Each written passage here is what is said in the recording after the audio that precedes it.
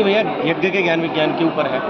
तो यज्ञ क्या है, कैसे करते हैं, फिर उसके फ़ायदे क्या हैं, उसका वातावरण पे क्या प्रभाव है, पर्यावरण पे क्या प्रभाव है, संसार पे, विश्व पे, ब्रह्मांड पे क्या प्रभाव है, वो सब लिखा हुआ है।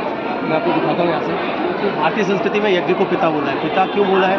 जो हमारे सब जगह हमारे साथ रहता है वो हमारे पिता है। तो यज्ञ हमारे हर कर्म में, शुभ अशुभ हर कार्य में हमारे साथ होता है। हमारा कार्य यज्ञ से ही पूर्ण होते हैं। हमारे 16 संस्कार पूरे जन्म से लेकर अंत्येष्टि तक जितने भी संस्कार हैं उन सब में यज्ञ प्रधान है। ऐसे ही पुराने ज़माने में ये ऋषि मुनि अपना दिन का शुरुआत और दिन का जो शाम होती थी उस टाइम भी यज्ञ किया करते थे। बिना यज्ञ के उनका ना दिन शुरू होता था ना खत्म होता था। इसलिए यज्ञ को पिता बोला गया है। यज्ञ का उत्सर्जन यज्ञ धातु से हुआ है और यज्ञ का अर्थ है देव पूजा, संगतिकरण और दान। देव पूजा मतलब दिव्य शक्तियों का सम्मान, दिव्य शक्तियों की आराधना।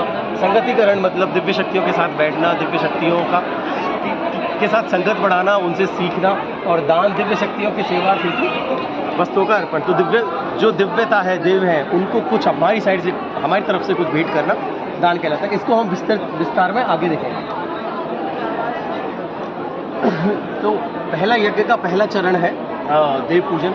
देव पूजन केवल हमने देवताओं को आह्वान किया, मंत्र बोला, देवता आए, हमने फूल चढ़ाया, माला चढ़ाई, मिष्ठान चढ़ाया, उतने तक सीमित नहीं है। देव पूजन का मतलब है अपने आराध्य के सद्गुणों को धारण करना। जो हमारे आराध्य हैं, जो देव हैं, जो हमारे ईष्ट हैं, उनमें क्या सद्गुण हैं, उनकी क्या अच्छाइयाँ हैं, उनकी क्या, जैसे हनुमान जी में बलशाली है, तो हम कैसे बल को अपने अंदर धारण कर सकते हैं, ब्रह्मचर्य को कैसे धारण कर सकते हैं, अपनी दिनचर्या को कैसे सही कर सकते हैं, जिससे कि हम हनुमान जी की शक्तियों को अपने अंदर धारण कर सकें। प्रतिकूल परिस्थितियों में हमारे देव कैसे उत्तर देते हैं, प्रतिकूल परिस्थितियां अगर है तो हमारे देवता क्या करते हैं, कैसे करते हैं, वो सब सीखने का ही काम, वो सब सीखने की बात यज्ञ का देव पूजन में बताया गया। यहाँ पे एक एग्जाम्पल दिया हुआ है कि जब जटायु थे, जब रावण सीता जी को ले जा रहे थे तो जटायु को पता था कि वो रावण से नहीं लड़ सकते, नहीं जीत सकते, लेकिन फिर भी प्रतिकूल परिस्थितियों में धैर्य रखते हुए उन्होंने अपने पूरे सामर्थ्य से माँ सीता की रक्षा करने का प्रयास किया था।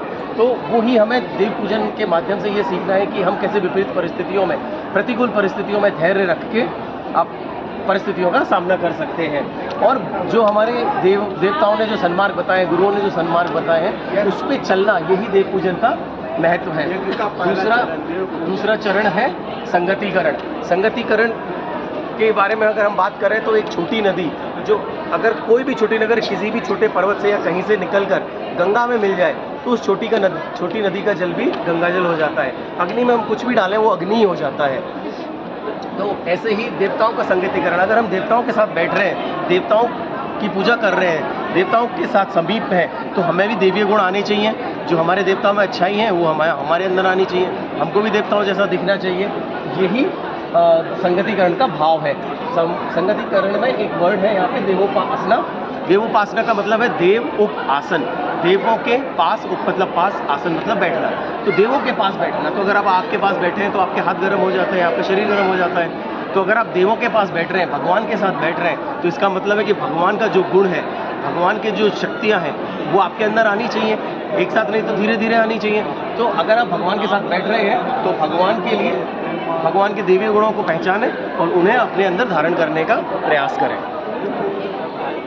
यहाँ पे 24 देवी देवताओं के बारे में बताया है, आगे की स्लाइड में भी है कि कृष्ण का उनका जो शक्ति है वो योग है, क्रियाशीलता, आत्मनिष्ठा। तो अगर कृष्ण की आराधना करेंगे तो हमको ये फल मिलते हैं। बाकी आप इनका फोटो भी ले सकते हैं। आगे भी स्लाइड में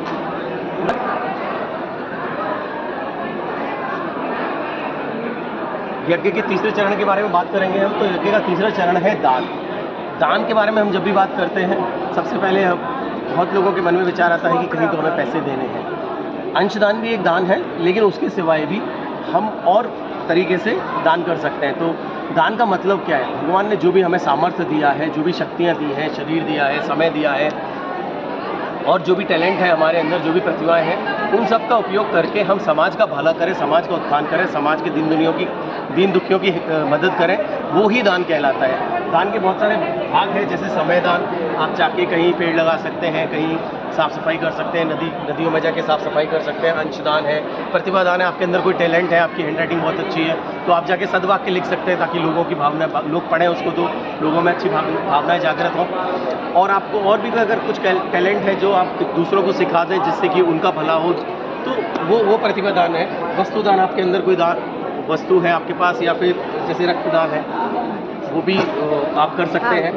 विद्यादान, हमारे समाज में बहुत सारे ऐसे लोग हैं जो कि कई वजहों से नहीं पढ़ पाते हैं, तो अगर हम ऐसा कुछ कर सकें जिससे कि एक अशिक्षित या किसी भी व्यक्ति को विद्या का आसरा मिल जाए, तो वो विद्यादान के लिए है। दान से होता क्या है, दान का फ़ायदा क्या है? तो जब हम दान करते हैं तो उसका फल हमारे देवी देवताओं को मिलता है, उससे देवी देवताओं की शक्तियाँ बढ़ती हैं, देवी देवता हमारे तृप्त होते हैं, हमारे देवता, उनको पुष्टता मिलती है, वो तुष्ट होते हैं, वो शक्तिशाली बनते हैं। इसमें जैसे कि हम एक एग्जांपल लेते हैं कि हम सरकार को, गवर्नमेंट को टैक्स देते हैं, गवर्नमेंट वो टैक्स को यूज़ करके सड़क, पानी, बिजली ये सब बनाती है। 2 मिनट कॉल आ गया, बीच में कटेगा वीडियो।